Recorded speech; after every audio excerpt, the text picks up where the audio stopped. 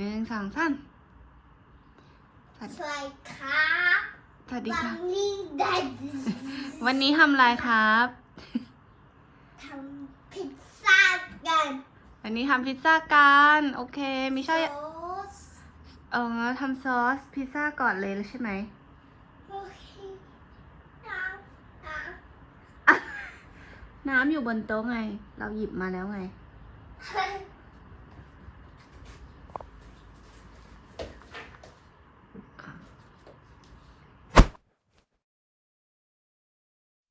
สวัสดีค่ะ วันนี้เข้าครัวกับเมนูง่ายๆกันค่ะ อันนี้เป็นกะหล่ำปีผัดน้ำปลานะคะ แต่ไม่มีน้ำปลา เพราะหลุยไม่ได้ชอบกินน้ำปลา ก็เลยไม่ได้พกน้ำปลามาเลย ใช้ซีอิ๊วผัดแทน แต่มันก็อร่อยอยู่นะ เสร็จแล้วเมนูแรกโดย Magic Dust เพิ่มความอร่อย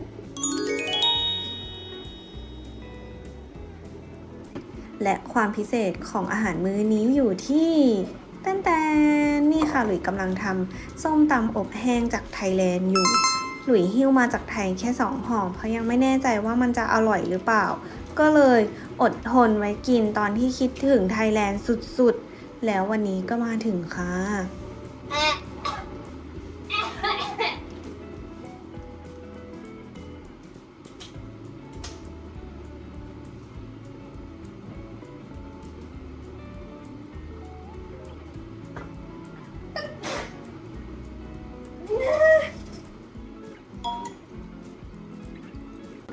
ได้เวลาชิม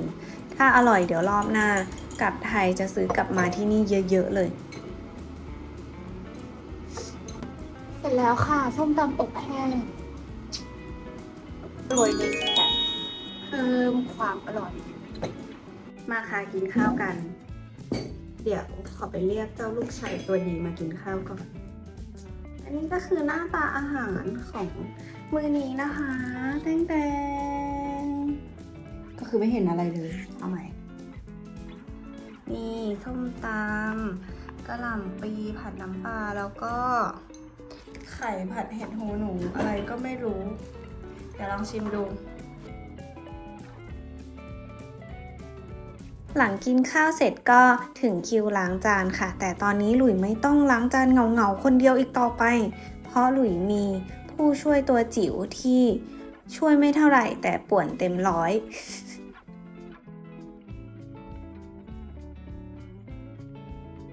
หลังจานเสร็จแล้วเราก็เปลี่ยนเสื้อผ้าแล้วก็ออกไปลุยสนามเด็กเล่นกันค่ะวันนี้คนเยอะมากน่าจะเพราะว่าเป็นวันหยุดผู้ปกครองพาเด็กๆออกมาสนุกกันเต็มเลยแต่เหมือนมิชาจะยังไม่ค่อยชอบคนเยอะเท่าไหร่หรือสังเกตเห็นหลายรอบละถ้ามีคนเยอะๆเขาจะไปนั่งเงียบๆเล่นคนเดียวหรือว่าเล่นกับเพื่อนแค่ 2-3 คนอาจจะเป็นเพราะว่ายังเด็กหรือว่าแอบเป็น introvert ก็ไม่รู้นะและสิ่งที่มิชาชอบที่สุดในวันนี้ก็คือ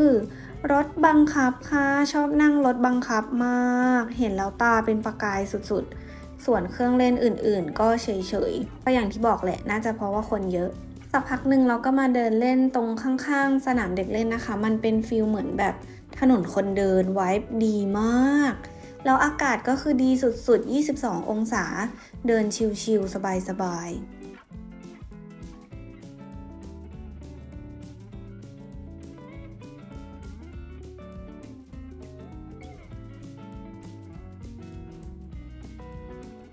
แพ็กเกจจิ้งสายไหมที่นี่แปลกมากเพิ่งเคยเห็นเป็นที่แรกเลยว่าเอาใส่ถุงพลาสติก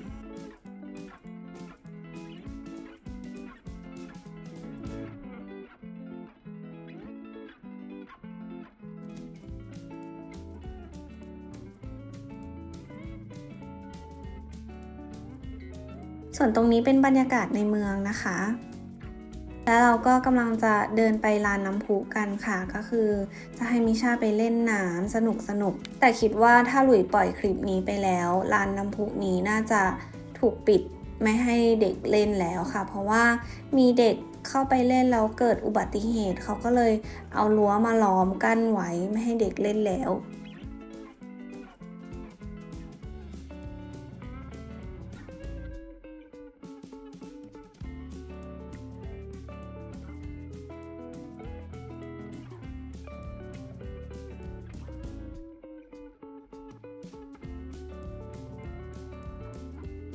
ดูสิมิชาสนุกมากตัวเปียกไปหมด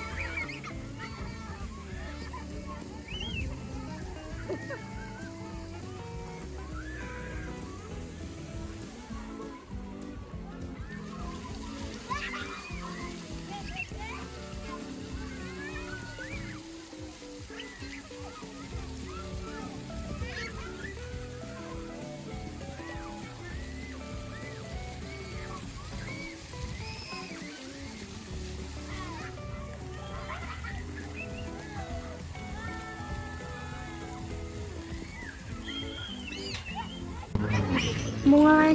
ไรกันขอดูด้วย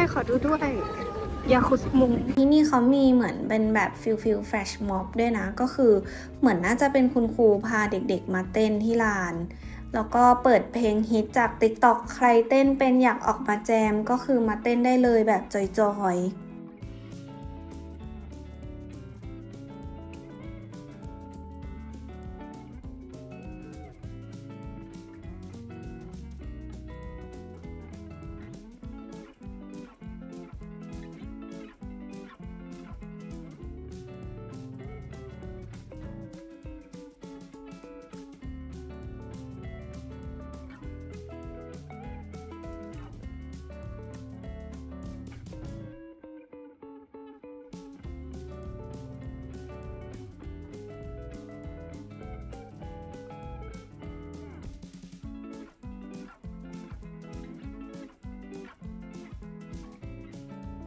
มิชาเล่นน้ำเสร็จก็เปลี่ยนเสื้อผ้าแล้วก็แวะกินข้าวก่อนกลับบ้านกันค่ะ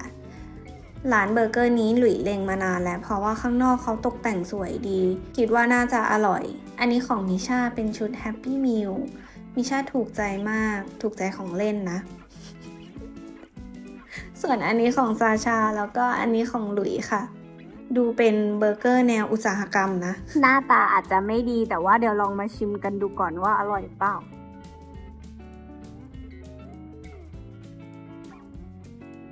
ส่วนรสชาตินั้นก็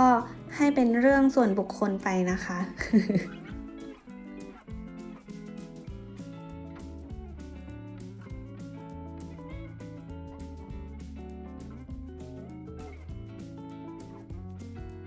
สำหรับวันนี้ก็ต้องขอจบคลิปแต่เพียงเท่านี้นะคะหมดแรงกันพอสมควรแล้วเจอกันใหม่คลิปหน้านะคะไปแล้วบ๊ายบาย